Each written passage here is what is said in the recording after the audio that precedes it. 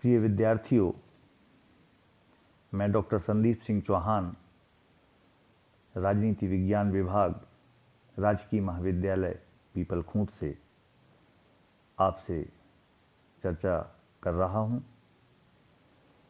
आज हम माननीय सर्वोच्च न्यायालय के क्षेत्राधिकार के संदर्भ में आपसे चर्चा करेंगे। Jurisdiction of the supreme court. Bharat के सर्वोच्च न्यायालय को व्यापक क्षेत्राधिकार प्राप्त हैं, यहाँ तक कि दुनिया के किसी भी न्यायालय का क्षेत्राधिकार शायद इतना व्यापक नहीं है। इसके क्षेत्राधिकार का अध्ययन मोटे तौर पर हम 3 रूपों में कर सकते हैं। पहला, प्रारंभिक क्षेत्राधिकार। प्रारंभिक क्षेत्राधिकार के अंतर्गत जो विषय आते हैं वो हैं भारत सरकार तथा एक या एक से अधिक राज्यों के बीच जब कोई विवाद की स्थिति बनती है, तब यह सर्वोच्च न्यायालय के प्रारंभिक क्षेत्राधिकार के अंतर्गत आता है कि उसका निपटारा या निराकरण किया जाए, और इसके लिए सर्वोच्च न्यायालय पूरी तरह से स्वतंत्र और सक्षम भी है। दूसरी स्थिति आती है भारत सरकार, राज्य या कई राज्यों तथा एक या अधिक राज्यों के बीच विवाद आए, किसी संघर्ष की स्थिति उत्पन्न हो, किसी विवाद की स्थिति उत्पन्न हो, तब भी सर्वोच्च न्यायालय को यह प्रारंभिक क्षेत्राधिकार प्राप्त होता है। तीसरी स्थिति आती है 2 या 2 से अधिक राज्यों के बीच विवाद, जिसमें कोई ऐसा प्रश्न शामिल है, अंतर्निहित है, जिस पर किसी वैध अधिकार यानी कि कानूनी अधिकार का अस्तित्व या विस्तार निर्भर हो। सर्वोच्च न्यायालय को केवल संघ सरकार तथा राज्य सरकारों के पारस्परिक विवादों के संबंध में प्रारंभिक एकमेव मतलब अकेला क्षेत्राधिकार प्राप्त है। उपर्युक्त प्रकार के विवाद केवल सर्वोच्च न्यायालय में ही प्रस्तुत किए जा सकते हैं या उपस्थित किए जा सकते हैं। समवर्ती प्रारंभिक क्षेत्राधिकार भी है।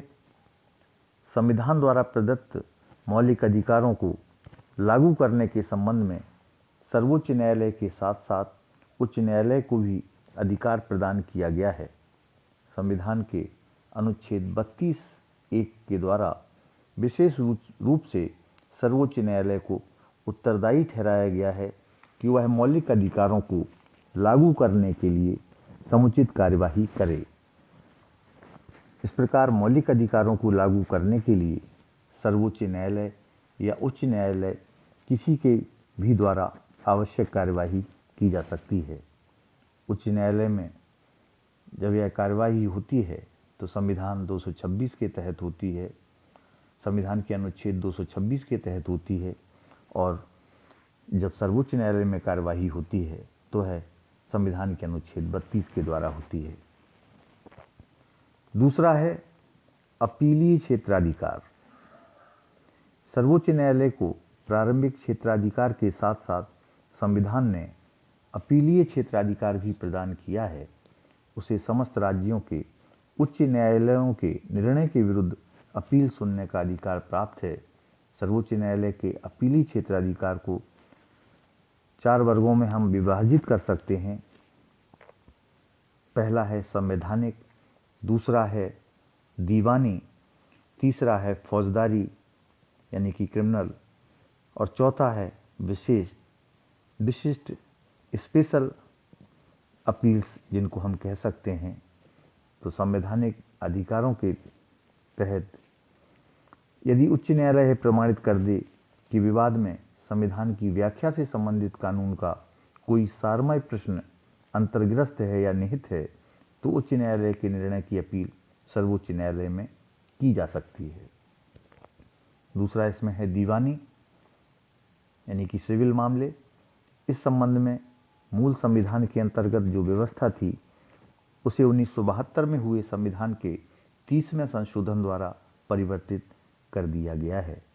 इसके पूर्व यह व्याख्या थी कि उच्च न्यायालय से सर्वोच्च न्यायालय में केवल ऐसे ही दीवानी या सिविल मामलों विवादों की अपील की जा सकती थी जिनमें विवादग्रस्त राशि यानी कि जो धनराशि होती है उसकी वह 20,000 रुपये से अधिक हो।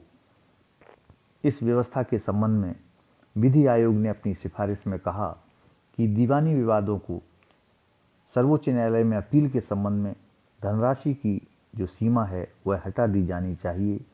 इस सिफारिश के अनुसार 30वां संवैधानिक संशोधन किया गया, जिसके द्वारा अनुच्छेद 133 को संशोधित करते हुए अब धनराशि की सीमा हटा दी गई है और यह निश्चित किया गया है कि उच्च न्यायालय से सर्वोच्च न्यायालय में ऐसे सभी दीवानी मामलों की अपील की जा सकेगी जिसमें उच्च न्यायालय द्वारा यह प्रमाणित कर दिया जाए कि इस विवाद में कानून की व्याख्या से संबंधित सारभूत प्रश्न अंतर्ग्रस्त है या अंतर्निहित है।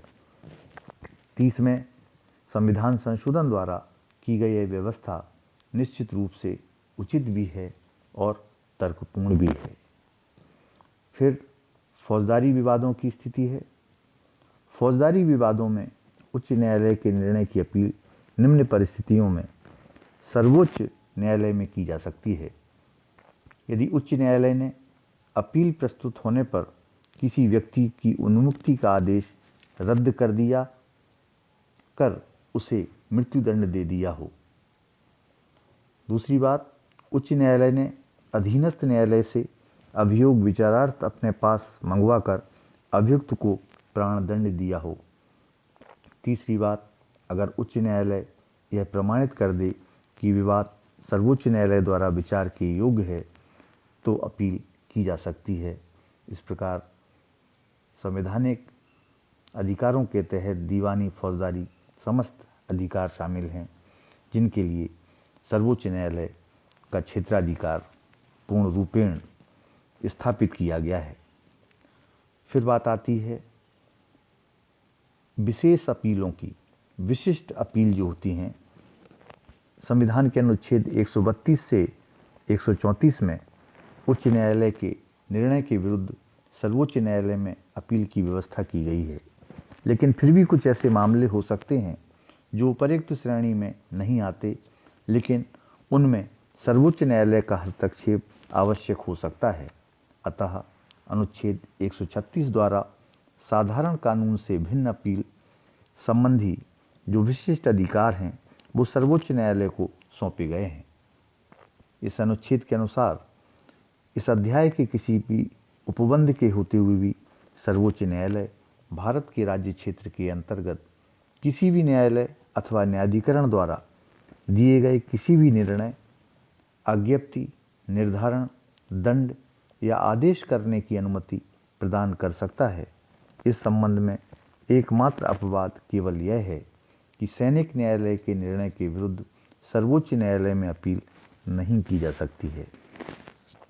सर्वोच्च न्यायालय को यह जो विशिष्ट अपीलीय शक्ति प्रदान की गई है उसके द्वारा इसका प्रयोग असाधारण परिस्थितियों में ही किया जाता है। सर्वोच्च न्यायालय को राष्ट्रपति, उपराष्ट्रपति, लोकसभा अध्यक्ष और प्रधानमंत्री सहित भारतीय संघ के सभी पदाधिकारियों के चुनाव संबंधी विवादों पर निर्णय देने का अधिकार भी प्राप्त है। फिर तीसरा है परामर्श का क्षेत्राधिकार यानी कि एडवाइजरी ज्यूरिसडिक्शन। संविधान ने सर्वोच्च न्यायालय को परामर्श संबंधी क्षेत्राधिकार भी प्रदान किया है। अनुच्छेद 143 के अनुसार यदि कभी राष्ट्रपति को ऐसा महसूस हो कि विधि या तथ्य का ऐसा कोई प्रश्न पैदा हुआ है जो सार्वजनिक महत्व का है तो वह उक्त प्रश्न पर सर्वोच्च न्यायालय का परामर्श मांग सकता है। इस न्यायालय पर संवैधानिक दृष्टि से ऐसी बाध्यता नहीं है कि उसे परामर्श देना ही पड़ेगा। यह सर्वोच्च न्यायालय की इच्छा पर और तथ्यों पर निर्भर करेगा कि वह परामर्श दे अथवा न दे।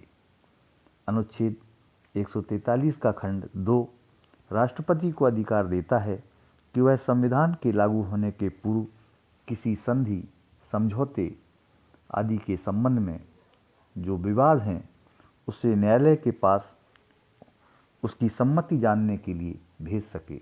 इसके अंतर्गत प्रमुख रूप से 1947 और 1950 के बीच हुए भारत सरकार और देशी रियासतों के समझौते आते हैं। ऐसे विवादों में न्यायालय के लिए परामर्श देना अनिवार्य भी होता है और न्यायालय के परामर्श को स्वीकार या अस्वीकार करना राष्ट्रपति के विवेक पर निर्भर करता है। अब तक राष्ट्रपति ने सर्वोच्च न्यायालय में केवल 10 बार परामर्श प्राप्त किया है, जिसमें केरल शिक्षा विधेयक 1974 में राष्ट्रपति के चुनाव पर सर्वोच्च न्यायालय से मांगी गई सम्मति, 1978 में विशेष अदालत विधेयक और 1991 में कावेरी जल विवाद पर मांगी गई सम्मति सर्वाधिक महत्वपूर्ण है।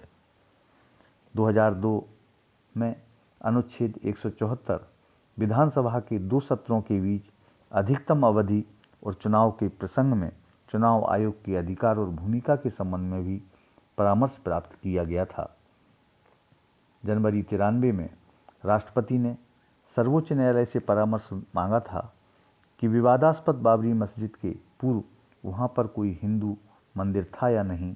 सर्वोच्च न्यायालय ने अपने 24 अक्टूबर 1994 के सर्वसम्मत ऐतिहासिक निर्णय में राष्ट्रपति द्वारा इस विषय में मांगे गए परामर्श का जवाब देने से इनकार कर दिया था।